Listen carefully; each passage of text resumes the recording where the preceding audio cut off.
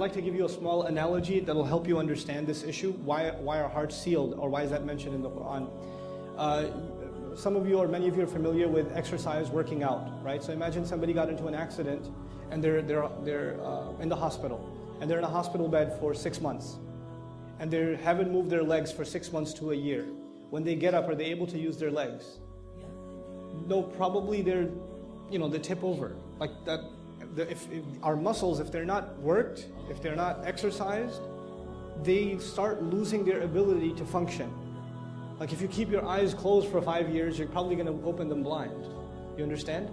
The ability to accept guidance, the ability to reason in a fair way, in an unbiased way, is a God-given muscle that we have, a spiritual muscle that we have, an intellectual muscle that we have.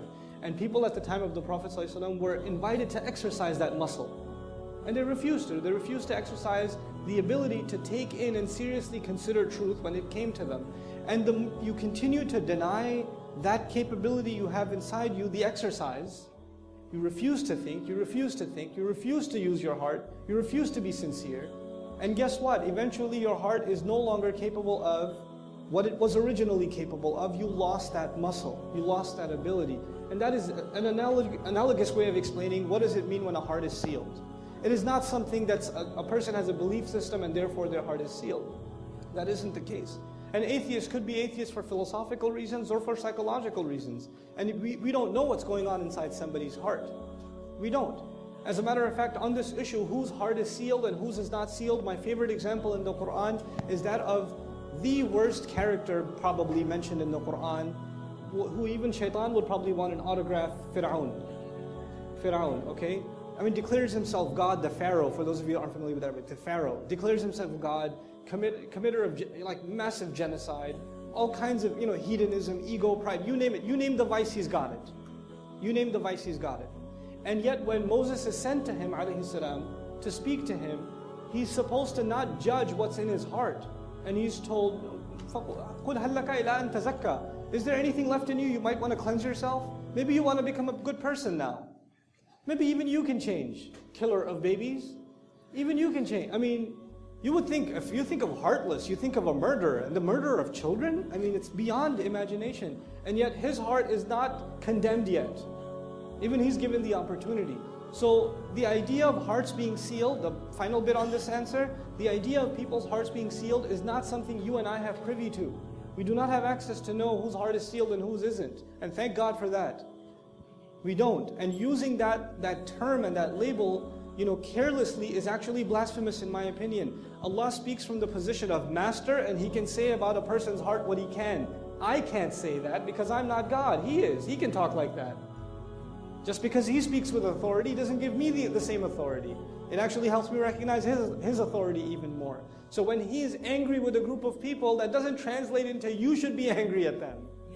You have to understand this point. And I know I should move on, but this point needs to be understood. For instance, and please, if there are Christians in the audience, with all due respect, God is actually extremely angry at the idea that a son be attributed to Him in Islamic faith. This is something that offends Him in our revelation. And in Surah Maryam, it comes to its climax. تَكَادُ السَّمَاوَاتُ وَالْأَرْضِ يَتَفَطَّرْنَ. The skies and the earth are about to tear open when it's said that the most merciful, the loving, has taken a son. So He's extremely angry, bottom line, in the Quran at who apparently? Christians, right?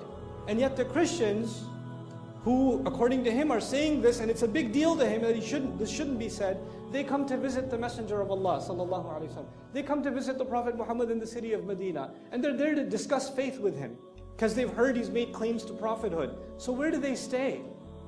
Where do they stay? Anybody know? The mosque of the Prophet. And where do they pray to Christ? Where are they told by divine decree to pray? At the mosque. They perform Christian prayers inside the mosque. And yet we have revelation already. Makki Surah, Surah Maryam, we already have revelation that this angers God. But Allah He has the right to be angry at what He has a right to be angry with.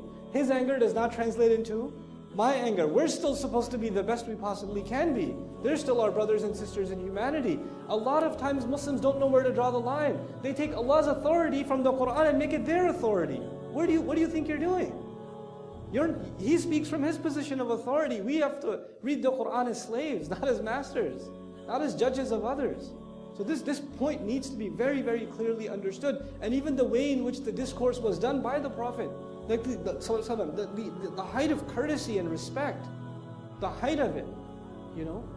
And so this distinction, especially for Muslims, if somebody says, why should we even talk to atheists, why should we even talk to anybody? First of all, I know what you mean by talking. You want to go and debate with them. Don't debate with people, I told you already, stop that. Go get some pizza with them. Do that, okay? Go, you know, just play some basketball or whatever. You have a friend who doesn't believe in God, fine. He's not evil. He's not evil. He doesn't have two invisible horns on the side and a tail in the back and a pitchfork or whatever. It's just because he's an atheist, he's a human being. He's a dignified human being. Every human being has dignity. You don't know how they can turn around. You just don't know. You know? And you're not just constantly there to preach to people. You have to be a decent human being to people first.